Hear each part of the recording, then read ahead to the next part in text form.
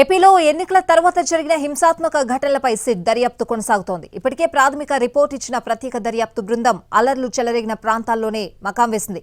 3 బృందాలుగా విడిపోయిన పోలీసు అధికారులు తిరుపతి, అనంతపురం, పల్నాడు జిల్లాల్లో ఉన్నారు. ఇప్పటికే క్షేత్రస్థాయి పర్యటనలు పూర్తి చేశారు. అవసరమైతే మళ్లీ దాడులు జరిగిన ప్రాంతాలకు వెళ్లే ఆలోచనలో ఉన్నారు. మొత్తం 33 కేసులు నమోదయ్యాయి. 124 మందిని అరెస్ట్ చేశారు. నరసరావుపేట, మాచర్ల పరిధిలో పోలీసులు ఒక్కరిని అరెస్ట్ చేయలేదు. అల్లర్లలో మొత్తం 1370 మందిని నిందితులుగా గుర్తించారు. వీరిలో 1152 మంది పరారీలో ఉన్నారు. తాడిపత్రిలో 636 మంది, పల్నాడు జిల్లాలో 471 మంది, తిరుపతిలో 47 మంది పరారీలో ఉన్నట్లు గుర్తించింది సిట్. ఆయా జిల్లాల పోలీసులు కేసులు విచారిస్తున్న తీరుపై మరో నివేదిక ఇవ్వనుంది.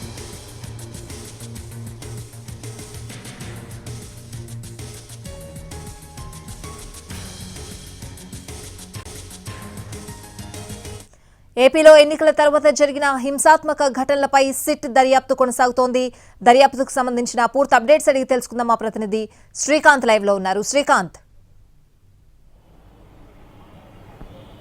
ఏపీలో పోలింగ్ అనంతరం హింస చెలరేగినటువంటి జిల్లాల్లో ఇంకా సిట్ అయితే తన విచారణని కొనసాగిస్తున్నట్టుగా మనకు సమాచారం అందుతోంది. ప్రధానంగా పల్నాడు, తిరుపతి, అనంతపురం జిల్లాల్లో ఇంకా సిట్ బృందాలు అక్కడే మకాం వేసి పోలీసులు ఈ కేసులు అల్లర్లకు సంబంధించి నమోదు చేసిన కేసుల మీద విచారణ పురోగతిని పర్యవేక్షిస్తున్నట్టుగా మనకి తెలుస్తోంది. ఇప్పటికే దాడులు జరిగిన ప్రాంతాల్లో కూడా సిట్ బృందాలన్నీ కూడా పర్యటించాయి, బాధితులతో కూడా మాట్లాడాయి. అదేవిధంగా ఇరు పార్టీలు ఇచ్చినటువంటి వినతిపత్రాలు, దాడులకి గురైన వాళ్ళ క్షతగాత్రుల నుంచి కూడా వివరాలు కూడా సేకరించాయి. ఒక దఫా క్షేత్రస్థాయి పర్యటన అయితే సిట్ బృందాలు అయితే పూర్తి చేసినప్పటికీ కూడా ఇంకా అదే దాడులు జరిగినటువంటి జిల్లాల్లోనే ప్రస్తుతం సిట్ బృందాలు ఉన్నట్టుగా మనకి తెలుస్తుంది. ఇవాళ లేదా రేపు కూడా మళ్ళీ అవసరమైతే దాడులు జరిగిన ప్రాంతాలకు వెళ్లి మరిన్ని వివరాలు కూడా సిట్ బృందం సేకరించే అవకాశాలు ఉన్నట్టుగా మనకి తెలుస్తుంది. ఇప్పటి వరకు కూడా సిట్ చీఫ్గా ఉన్నటువంటి వినీత్ బ్రిజ్లాల్ 2 రోజుల క్రితమే దీనికి సంబంధించి అల్లర్ల మీద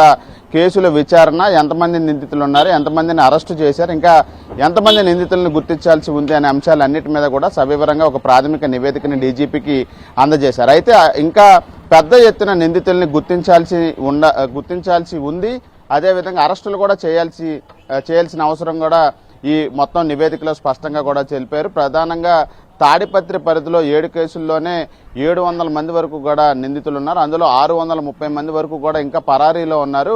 అదేవిధంగా ఇటు మాచర్ల ప్రాంతంలో కూడా, పల్నాడులో కూడా పెద్ద ఎత్తున నిందితుల్ని అరెస్టు చేయాల్సి ఉన్న నేపథ్యంలో వీటన్నిటికీ సంబంధించి పోలీసులు విచారణ ఏ విధంగా చేస్తున్నారనే అంశం మీద అయితే సిట్ బృందం ఫోకస్ పెట్టబోతోంది. అదేవిధంగా ఈ అల్లర్ల కేసులో ప్రధానంగా ఎక్కువ మంది రాజకీయ నేతలు, ఎమ్మెల్యేల కుమారులు కూడా ఉన్న నేపథ్యంలో వాళ్ళ అరెస్టుకు సంబంధించి కూడా వెంటనే ప్రత్యేక బృందాలను ఏర్పాటు చేయాలి, అందరి అరెస్టుకి సంబంధించిన కూడా సిట్ ఇప్పటికే ఆదేశాలు కూడా ఇచ్చిన నేపథ్యంలో మరి వాళ్ళ అరెస్టుకి సంబంధించి పోలీసులు ఏ విధంగా చర్యలు తీసుకుంటున్నారు, ఏ విధంగా దర్యాప్తు చేస్తున్నారనే ఈ అంశాలన్నిటి మీద కూడా సిట్ బృందాలు ఆయా జిల్లాల్లో ఉండైతే ఆ కేసుల పురోగతి మీద అయితే ఫోకస్ పెట్టినట్టుగా మనకి తెలుస్తోంది. మొత్తం పోలీసులు విచారిస్తున్న తీరు, అరెస్టులు చేయాల్సిన అవసరం, వీటన్నిటి మీద కూడా ఈ నేపథ్యంలో మరొక నివేదికను కూడా డీజీపీకి సిట్ ఇచ్చే అవకాశాలు ఈ కౌంటింగ్ లోపుగా ఉన్నట్టుగా మనకి తెలుస్తూ ఉంది.